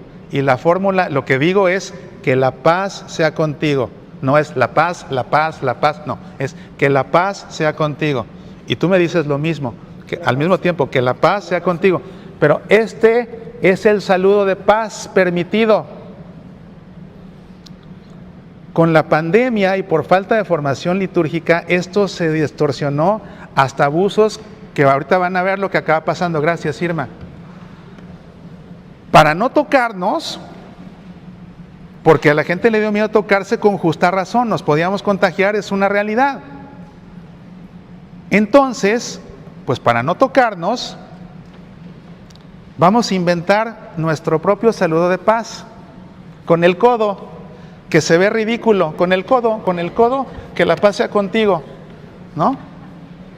Como los que se saludaban de puñetazo, pues ¿qué no te tocas? O sea, no quieres tocarte y te tocas, así que así no te tocas. Si tienes el virus no te lo pasas así, o sea, piensen tantito, ¿no? Para no tocarnos, que la paz sea contigo, que la paz sea contigo. No somos hippies, no estamos en Jesucristo superestrella, estamos en la Santa Misa. O sea, yo sé que aquí no pasa. En Marte lo vi a cada rato, en la pandemia. También tuvieron una pandemia bien fuerte allá. Y los marcianos llegaron ya y llegaron bailando el ricachá. Pero vean el colmo de los colmos. El colmo de los colmos. Y esto sí es un grave abuso litúrgico. Y el que diga lo contrario dirá lo contrario, pero así es. Y ahorita les voy a decir por qué. Que la paz sea contigo. Que la paz sea contigo. Que la paz sea contigo. O sea, el namasté de los hindúes lo adoptaron como el saludo de paz. El namasté de los hindúes, o sea, ya un gesto que pertenece a otra religión, lo metieron a la misa con tal de no tocarse. Un gesto de los hindúes lo metieron a la misa con tal de no tocarse. ¿Qué se tenía que hacer entonces en la pandemia? Lo que dicen las normas litúrgicas, porque la Iglesia es lo suficientemente sabia para prever que una cosa sí puede suceder, y previendo que una cosa sí pueda suceder, desde una buena vez norma lo que hay que hacer en caso de que suceda lo que sucedió en la pandemia. Y lo que dice la norma litúrgica, está en la rúbrica del misal, es que después de que el sacerdote dijo que la paz sea con ustedes y le contestemos y con tu espíritu, ya ahí se celebró el rito de la paz. Entonces dice la rúbrica, donde sea oportuno, el sacerdote invita a los fieles a darse un saludo de paz. Ahí está, donde sea oportuno. ¿Es oportuno con la pandemia? No. Pues entonces, ¿qué es lo que haces? Nada, no les dices que se den el saludo de paz y prosigues. Es lo que prevé la Iglesia. Por eso la Iglesia dice, donde es oportuno, el sacerdote invita a los fieles a darse un saludo de paz. Que con la pandemia nos podemos contagiar. Pues entonces no es oportuno. Entonces no invita el sacerdote a nadie y así nadie tiene que hacer nada. Y el rito se celebró, ya se celebró el rito de la paz. ¿Ven? Ese es el problema de no hacer lo que se dice, porque se puede distorsionar esos grados de que, les digo ya, un gesto que pertenece a otra religión, al hinduismo, se metió a la misa de la peor manera. Porque además hay cambios que, miren, por ejemplo, los gestos litúrgicos, por derecho litúrgico, no los puede dictar ni el párroco, ni los puede dictar el obispo. Para cambiar el saludo de la paz, aunque sea de forma temporal, o sea, si se hubiera querido que en Estados Unidos, por ejemplo, fuera un codazo, la Conferencia de Obispos Católicos de Estados Unidos, la USCCB, tuvo que haber mandado una solicitud al dicasterio para el culto divino y la disciplina de los sacramentos en Roma, diciendo, durante la pandemia solicitamos que el saludo de paz se permita dar un codazo. Y solamente si de allá de Roma hubieran dicho, permiso concedido, solamente así se hubiera podido cambiar. De otra manera nadie puede alterarlo, porque se puede distorsionar de esta forma. Y otra vez, ya pasó la pandemia, fíjense, ya pasó la pandemia, ya no usamos mascarilla, ya está declarado que ya no hay pandemia. Y todavía hay gente que sigue con el hippie y con el namasté y con el de lejecitos y no quiere tocar. Pero el problema es que este rito está diseñado para que nos toquemos y así sintamos la comunión entre todos. ¿Cómo voy a expresar que estoy en comunión contigo cuando no quiero ni que me toques? Sacramentalidad, percibir. Ese rito está diseñado para que sintamos esa comunión. Llegamos ya por último al momento de la comunión. Ministros extraordinarios de la Sagrada Comunión. Levanten la mano los que son ministros extraordinarios de la Sagrada Comunión. Bueno, ahora les toca a ustedes. Traumatología 101. Vamos a ver aquí algunas cosas importantes que tienen que saber los ministros extraordinarios. Bueno, lo más básico, el nombre. El nombre, y esto está normado por las normas litúrgicas. Revisen una instrucción que se llama Redemptionis Sacramentum, sobre algunos aspectos que deben observarse o evitarse en la celebración de la Eucaristía. En esencia, Redemptionis Sacramentum es una lista de los abusos litúrgicos más comunes para señalarlos y que no se cometan o se corrijan. Acerca de los ministros extraordinarios destaca que su único nombre correcto es ministro extraordinario de la Sagrada Comunión, y especifica, no es ministro especial ni es ministro eucarístico. Yo he visto en las páginas web de las parroquias en Marte que ponen ahí el directorio de todos los que sirven de alguna forma en la parroquia, ¿no? Y que los catequistas y los que el del RCIA y los caballeros de Colón y los adoradores perpetuos. Esto pasa en Marte, y ponen, y los Eucharistic Ministers. Pues es que los únicos Eucharistic Ministers son los sacerdotes. Solo un sacerdote es ministro de la Eucaristía, porque solo un sacerdote puede consagrar.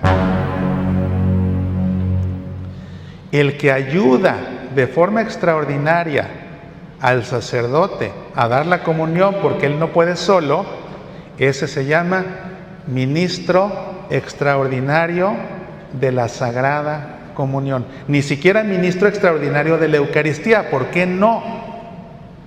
Porque no puede ni de manera extraordinaria consagrar. Cuando dices ministro extraordinario de la Eucaristía, estás diciendo, pues si no está el Padre, entonces él puede consagrar. No. Ministro extraordinario de la Sagrada Comunión. Bien. Para dar la comunión, vamos a hacer un ejemplo. Tengo aquí unas hostias, bueno, no están consagradas, Atención con las hostias, atención con las hostias. La forma correcta de recibir la Eucaristía, de recibir la comunión, ¿cuál es? Pueden hacerlo con la boca, y si quieren ustedes, pueden hacerlo con la mano. El que les diga que es un sacrilegio comulgar con la mano es un rotundo ignorante que no sabe ni escritura, ni liturgia, ni historia. ¿Por qué no? No sabe escritura porque no sabe que Cristo mismo en la última cena, en el cenáculo, cuando instituyó la Eucaristía, a los apóstoles les dijo, tomen y coman. Y para que no quede duda, cuando uno tiene duda del Evangelio, de qué dice en verdad, uno lee los textos originales. Y los Evangelios, lo mismo que la primera carta de Pablo a los Corintios, están escritos en griego. Cuando leemos estos textos, los textos de Mateo, Marcos y Lucas, y el texto de la primera carta de Pablo a los Corintios, donde Jesús instituye la Eucaristía, Jesús le dice a los apóstoles, lávete, fágete. El verbo lávete es el imperativo del verbo lambano, que significa tomar con las manos, y fágete es el imperativo del verbo fagein, que significa comer. Entonces cuando Jesús les dice lávete, fágete, significa tomen con las manos y coman. Si no, Jesús nada más les hubiera dicho fágete, coman. Entonces por eso el que les diga que es un sacrilegio es porque no sabe de escritura.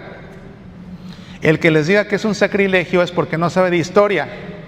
Porque cuando Jesús instituyó la Eucaristía, estaba celebrando la última cena, y la última cena era la celebración de la cena de Pascua judía, del Seder del Pesaj, que conmemora la liberación del pueblo de Dios de la esclavitud de Israel en la primera luna llena de primavera.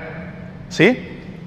Y esa cena, que es una cena ritual, tiene un rito en el que está presidiendo la cena, que es todo un rito, se le presenta un plato con 3 trozos de pan ácimo.